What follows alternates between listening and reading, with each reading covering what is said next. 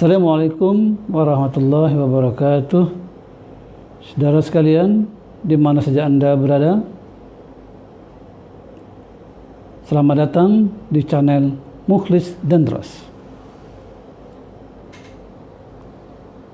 Kita sebagai umat manusia, terutama umat Nabi Muhammad SAW, kadangkala beribadah itu malas sekali karena berbagai faktor, karena kita tidak tahu, lupa kenapa kita beribadah.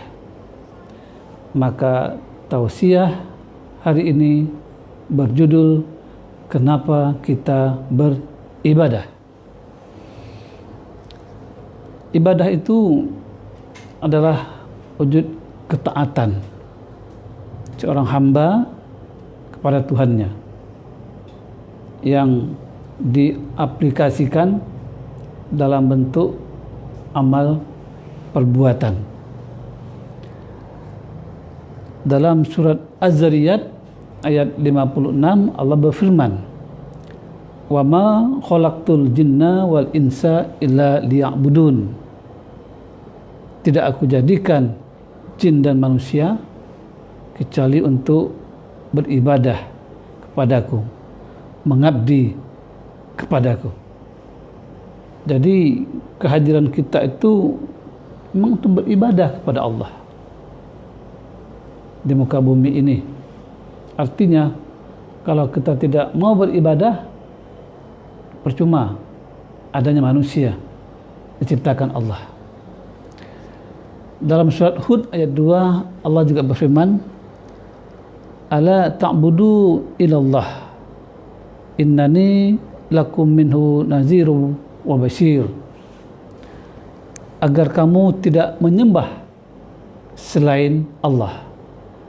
Sesungguhnya aku ini, yaitu Muhammad, adalah pemberi peringatan dan pembawa kabar gembira kepadamu dari Allah Subhanahu wa ta'ala. Jadi perintah ibadah itu memang dari Allah SWT yang disampaikan oleh Nabi Muhammad SAW. Nah, kenapa kita beribadah?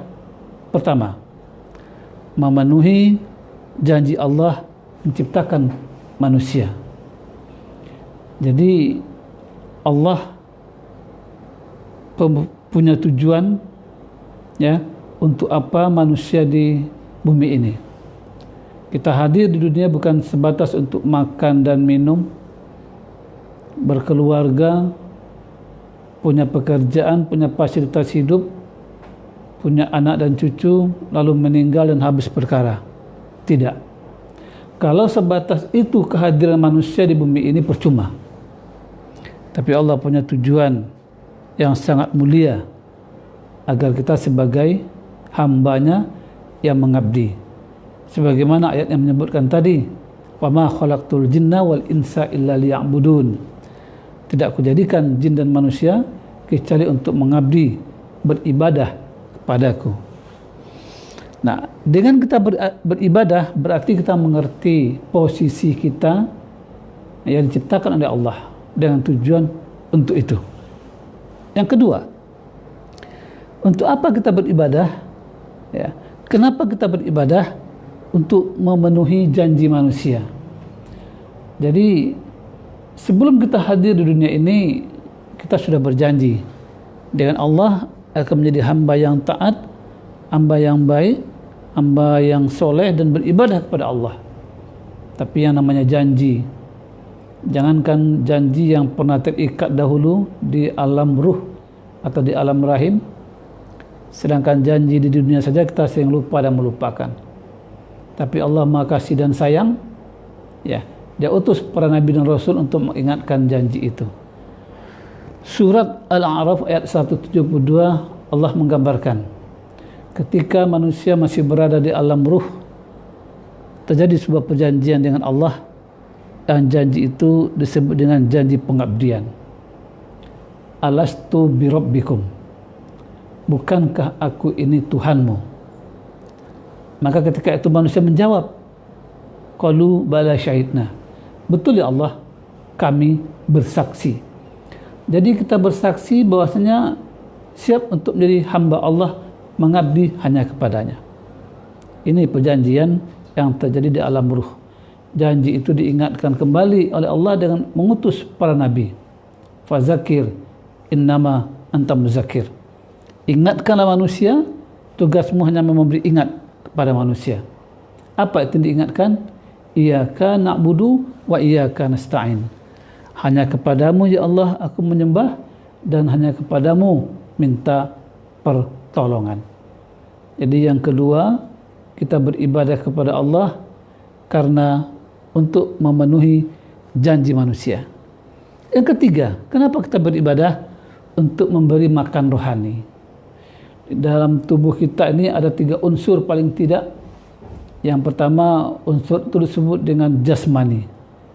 Fisik kita ini perlu dijaga.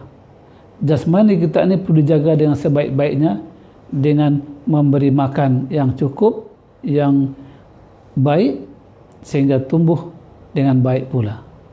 Andai kata fisik jasad kita ini tidak diberi makan, akibat terakhir sakit, kemudian meninggal. Begitu juga pada diri manusia itu ada akal.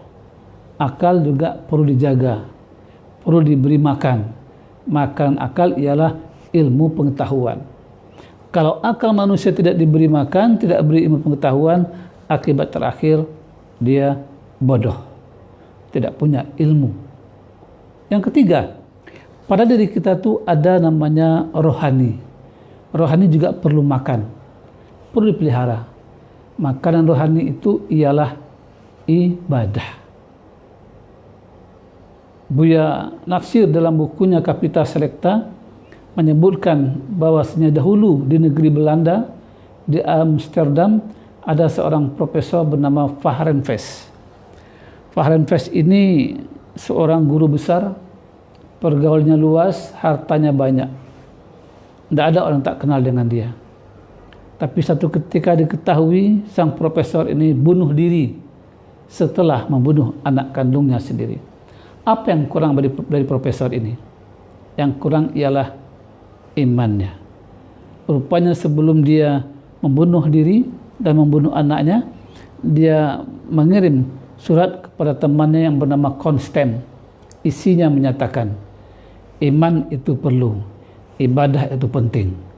Tapi sayang, kata dia, rohani saya, jiwa saya tidak mau untuk menerima iman, tidak mau untuk beribadah.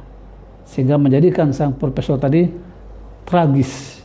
Dia membunuh diri dan membunuh anaknya. Apa yang kurang? Iman dan ibadah. Jadi ibadah itu dalam rangka untuk untuk memberi makan rohani kita, agar rohani kita juga sehat, rohani kita juga terjaga dengan sebaik-baiknya. Yang keempat, kenapa kita beribadah? Untuk mencapai kebahagiaan di dunia. Kata Buya Hamka, bahagia itu ialah segala sesuatu yang kita inginkan berhasil. Itu bahagia. Sedangkan menurut Imam Al-Ghazali, yaitu kesempatan untuk bisa beribadah kepada Allah itu adalah bahagia. Sedangkan Ibnu Taimiyah menyebutkan bahagia itu ialah selalu ingat dengan Allah dan bisa melaksanakan ibadah. Jadi kebahagiaan dunia itu boleh saja kita memiliki apa saja, tapi kebahagiaan di dunia itu juga dengan ibadah. Allah berfirman, Rasulullah SAW menyampaikan sabdanya, man arada dunya fa'alai bi ilmi. Barang siapa yang ingin meraih kebahagiaan di dunia dengan ilmu. Man arada akhirah fa'alai bi ilmi. Dan barang siapa yang ingin meraih kebahagiaan di akhirat juga dengan ilmu. Nah, kebahagiaan di dunia itu ada ilmunya, adalah beribadah kepada Allah SWT. Betapa banyak orang yang memiliki fasilitas hidup, tidak kurang kehidupannya, tapi hidupnya gersang, sebagaimana profesor tadi, karena tidak merasakan kebahagiaan, dan kebahagiaan itu ada di jiwa yang bisa diraih dengan ibadah. Yang kelima, kenapa kita beribadah? Jalan mencari kebahagiaan di akhirat. Di dunia mungkin kita bisa mengartikan bahagia tadi menurut versi kita masing-masing. Tapi di akhirat tidak ada yang bisa membahagiakan kita itu kecuali ibadah. Boleh kita punya harta di dunia, tapi sebatas dunia. Ketika kita meninggal, semuanya tinggal. Sebagaimana Allah berfirman, wa basyiril ladzina amanu wa amilus solihat anna lahum jannat. Beri kabar gembira kepada orang-orang yang beriman dan beramal soleh, bagi mereka adalah surga. Jadi kebahagiaan di akhirat itu